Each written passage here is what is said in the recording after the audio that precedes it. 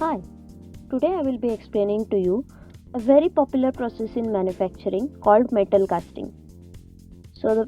Before going into the technical details of what casting is, I would like to start with an analogy.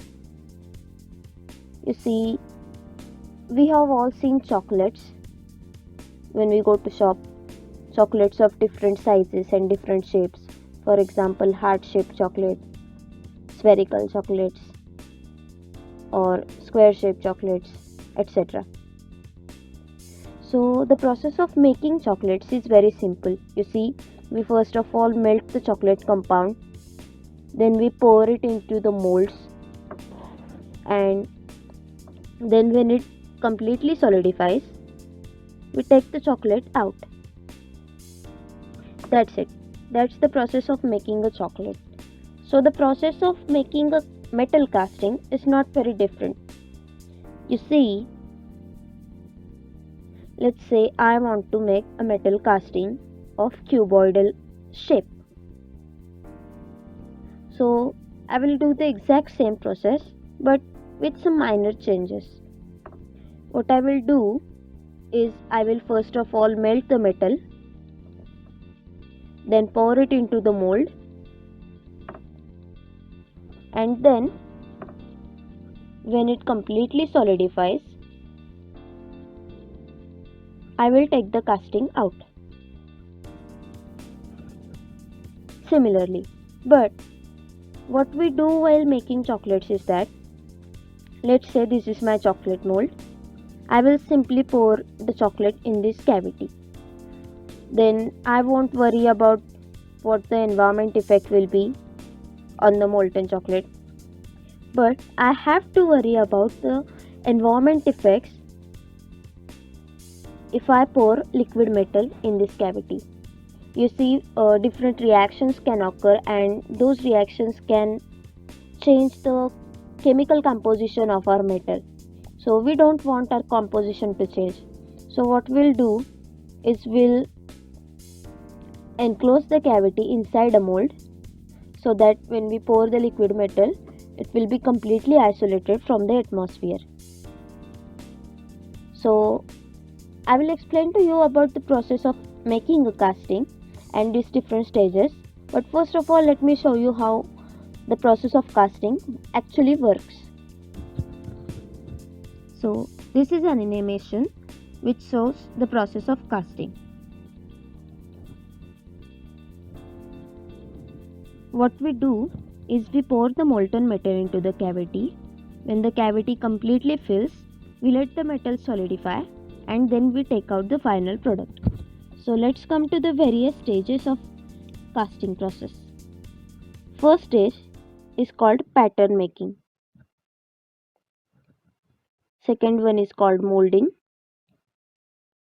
Third one is called pouring.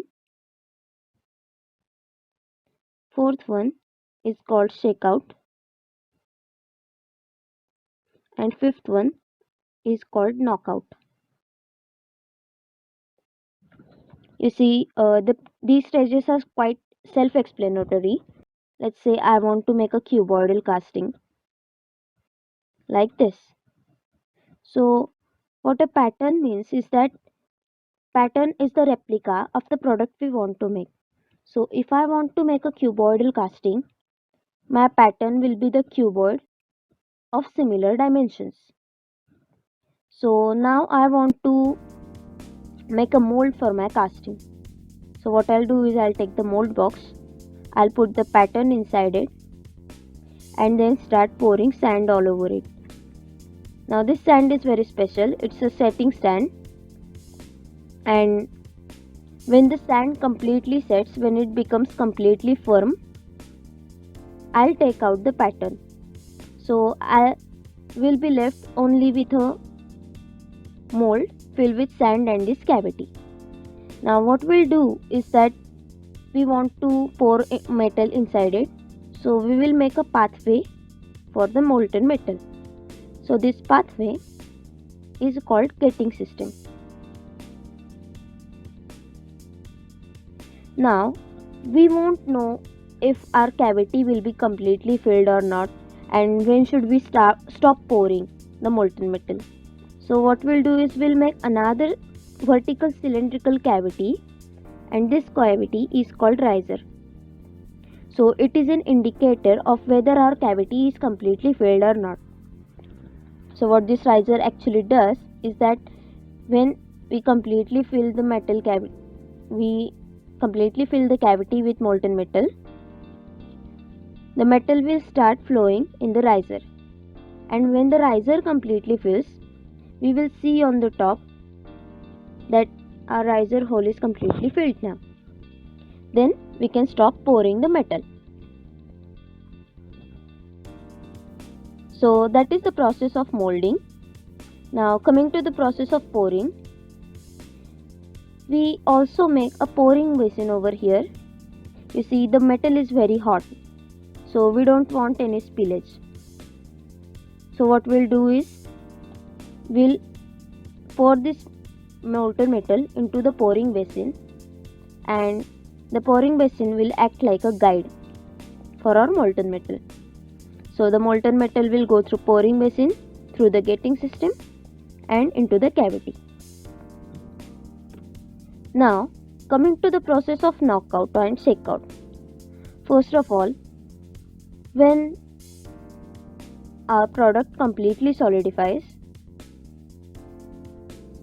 in the molding, we can take it out. So we will vigorously shake this product.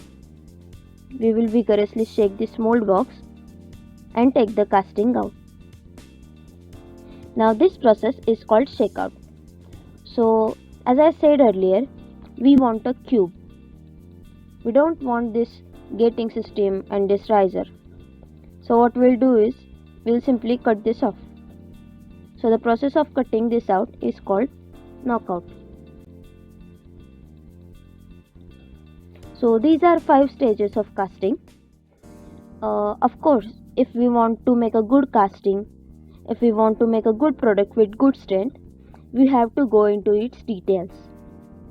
So I will be explaining to you the further details in further videos. So stay tuned. Thank you.